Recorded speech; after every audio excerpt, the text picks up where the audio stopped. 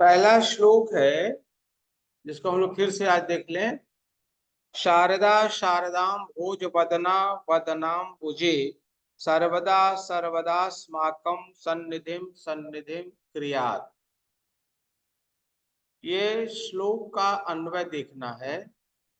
परीक्षा के लिए एक पाठ निर्धारित है, तो इसके अन्वय को देखेंगे।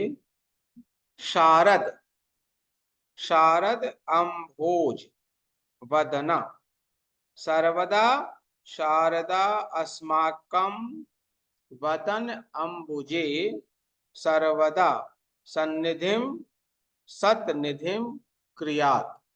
ये तुम लोगों को हम अन्वय लिखवा भी दिए हैं, एक बार इसकी पुनरावृत्ति कर लो।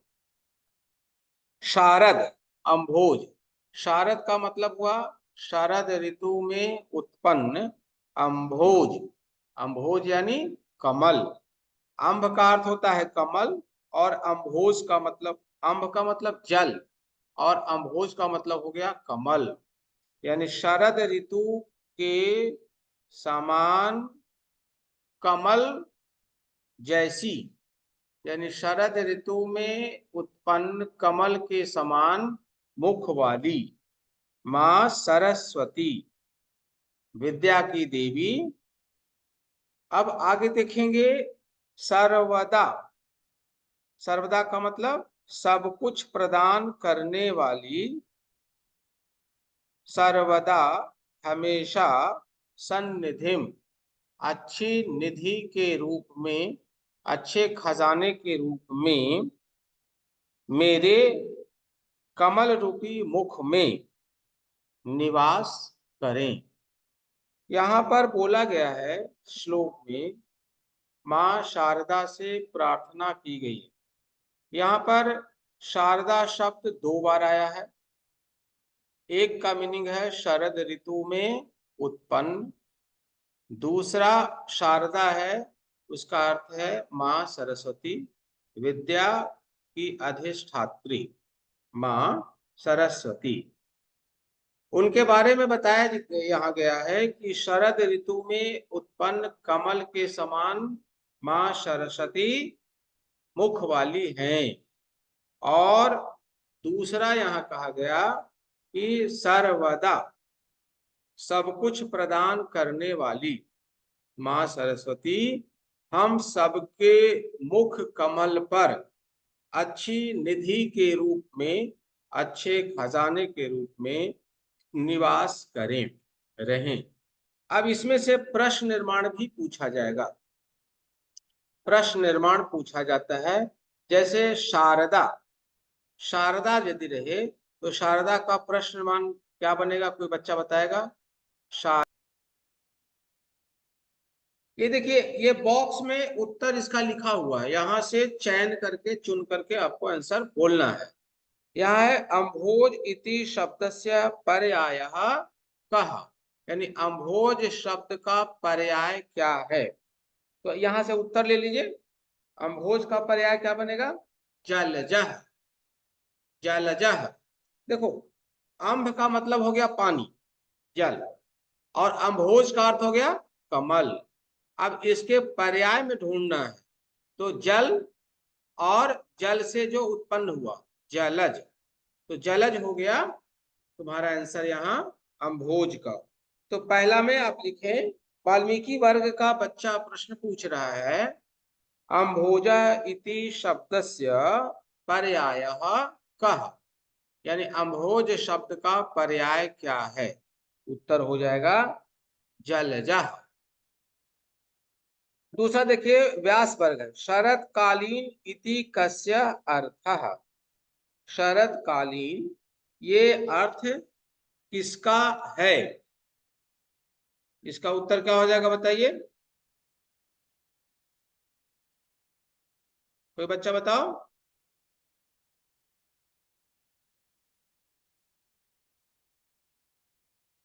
शरतकालीन,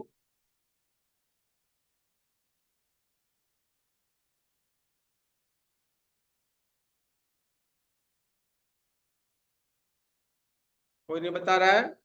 शारदस्य,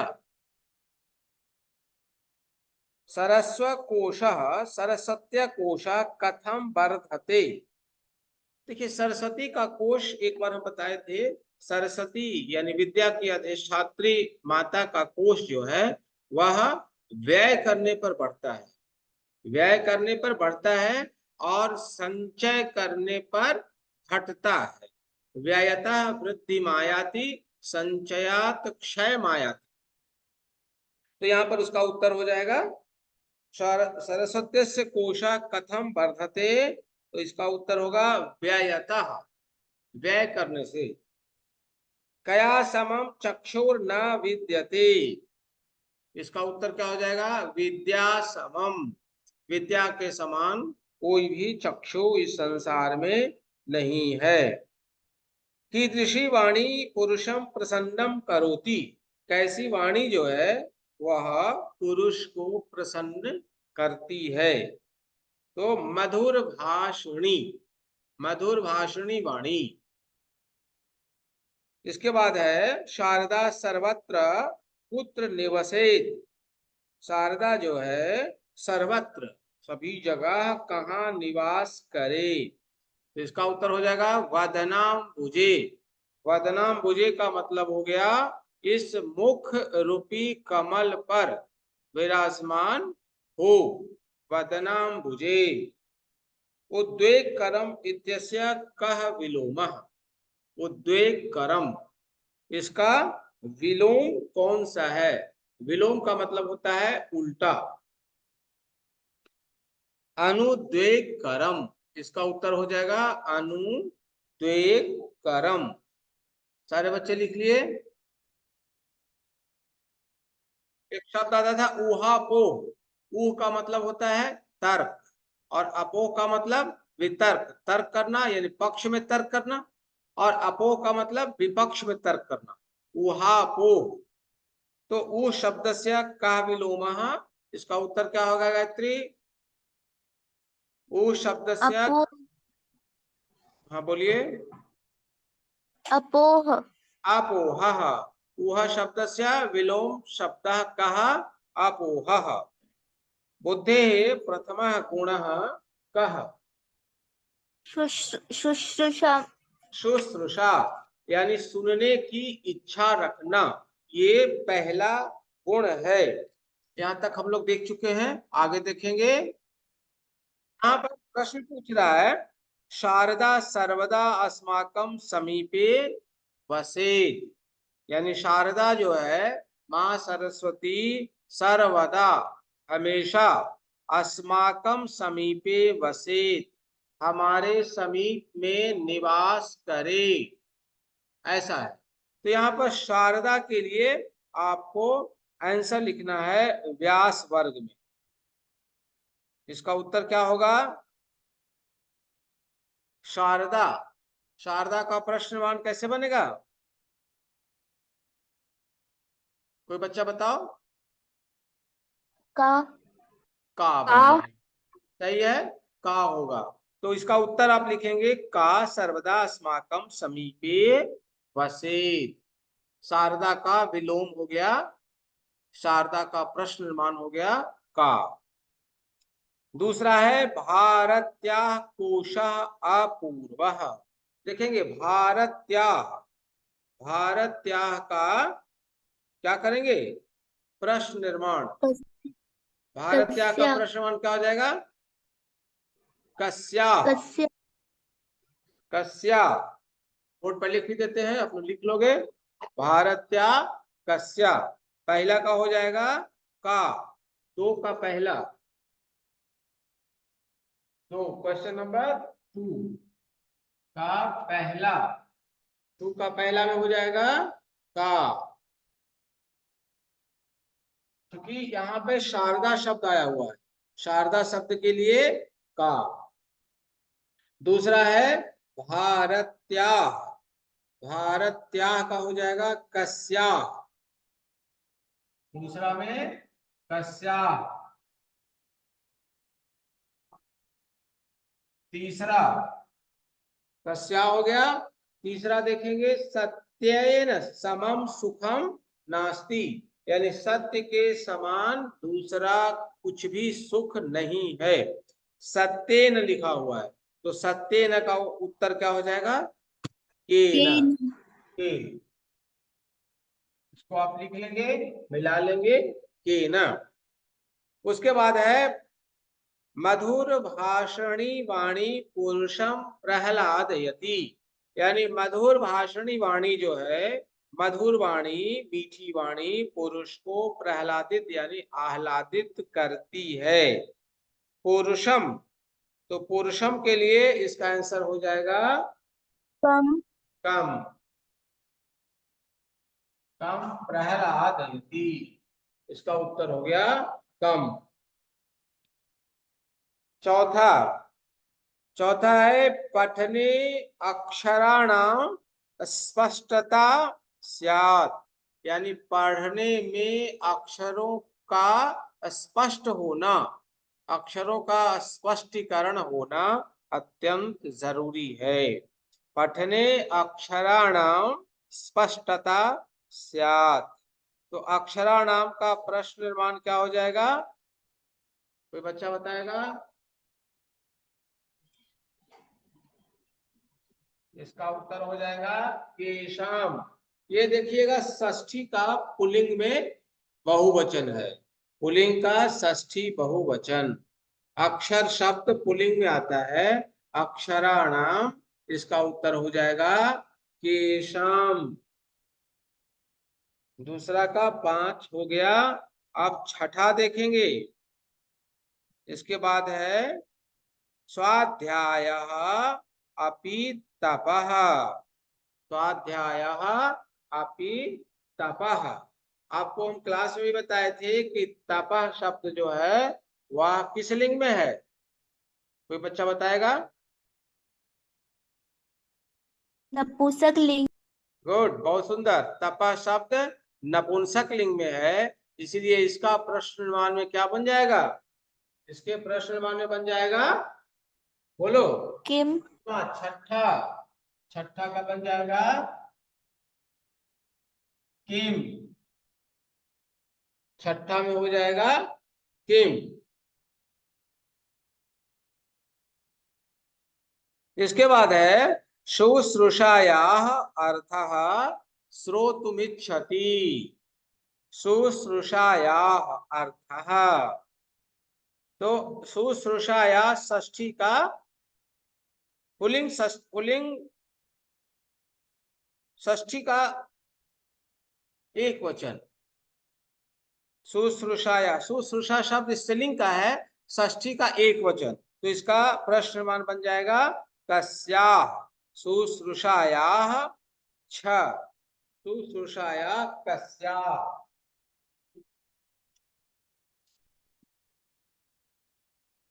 इसका आंसर लिख लिया कस्याः। कोई दिक्कत समझने में? एक बार फिर से समझ लें। शुश्रूषाया मूल शब्द है शुश्रूषा।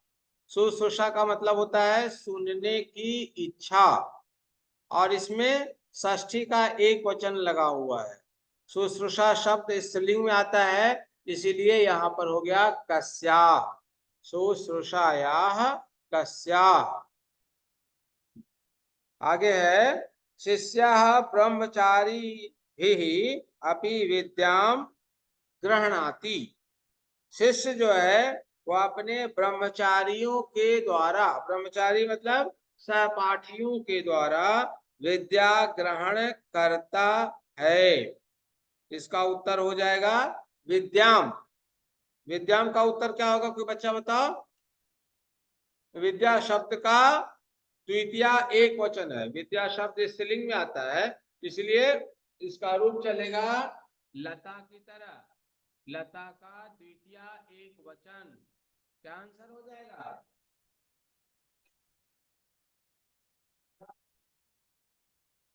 इसका उत्तर हो जाएगा काम। इसके बाद पठनस्य षट गुना, नहीं, इसके पहले है रागस्य विलोमः त्यागः। रागस्य, तो रागस्य का प्रश्नमान क्या होगा? कस्य। रागस्य का प्रश्नमान कस्य। इसके बाद है पठनस्य षट गुणा, पढ़ने के 6 गुण हैं, षट गुणा। इसका उत्तर हो जाएगा कति गुणा या के गुणा। के भी हो सकता है, क्यों क्यों हो सकता है कि पुल्लिंग का बहुवचन हो गया, के गुणा या कति गुणा, कितने गुण हैं, पढ़ने के कितने गुण हैं, षट गुणा, 6 गुण होते हैं। तो यहाँ पर आंसर हो जाएगा कति। सारे बच्चे लिख लिए।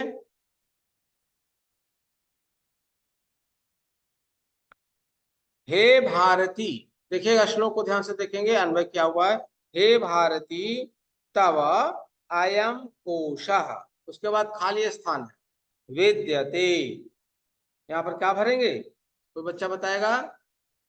हे भारती, हे माँ सरस्वती, तव अयम कोशः, तुम्हारा यह कोश, यहाँ पर भर देंगे कोपी, कोपी विद्यते, कोपी विद्यते, कोपी अपूर्वः विद्यते, व्ययतः वृद्धिमायाति, संचयात च क्षयम् आयाति।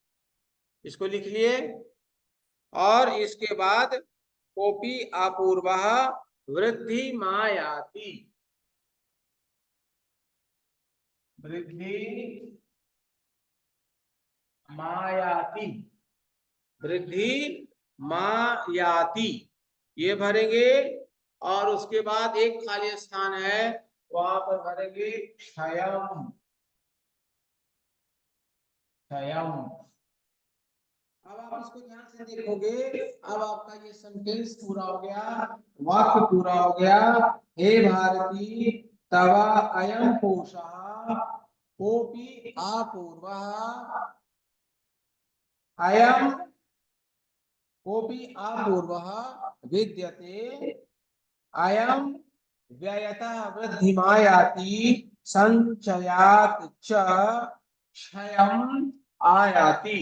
यानी वृद्धि जो है वह व्यय करने पर और क्षय संचय करने पर होता है। इसको नोट कर लेंगे। ये पहला हुआ, तीसरा का पहला।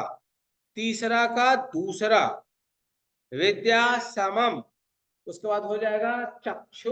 चक्षु, हाँ, दूसरा हो जाएगा चक्षु, यानी विद्या के समान आंख न अस्ति, सत्य समम, सत्य के समान तपः न अस्ति, अस्ति, अस्ति जो बोलेंगे, यानी तप के समान दूसरा, सत्य समान दूसरा तप नहीं है। राग समम दुखम, राग के समान कोई दुख, दुखम नास्ति, राग के समान कोई दुख नहीं है। और त्याग समम सुखम न सुखम अस्ति, अस्ति, और त्याग के समान दूसरा कोई सुख नहीं है। त्याग समम सुखम न अस्ति, इसको नोट कर लेंगे। अब इसका अर्थ को बैठा लेंगे, फिर से देख लेंगे। कह रहा है कि विद्या समम चक्षु न अस्ति, अर्थात विद्या के समान कोई दूसरी आंख नहीं है। सत्य समम तपः नास्ति, सत्य के समान कोई तप नहीं है। राग समम दुखम नास्ति, राग के समान कोई दुख नहीं है। और त्याग समम सुखम न अस्ति, और त्याग के समान कोई दूसरा सुख नहीं है।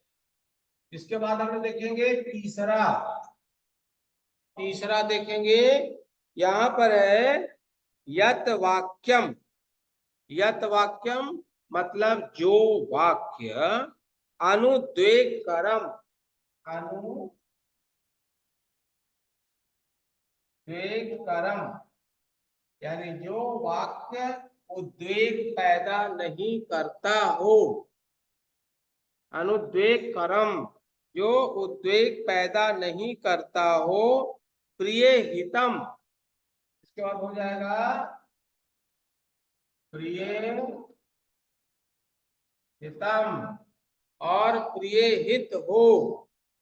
प्रिय हितम च, तथा च स्वाध्याय अभ्यसनम एव वाङ्मयं तपः उच्यते। वाङ्मयः, वाङ्मयं तप उच्यते, तप कहलाता है। सब अच्छा सुन रहा है, लिख रहा है? गायत्री क्लियर है? Yes sir. लगता है सत्यम जी अभी आए हैं।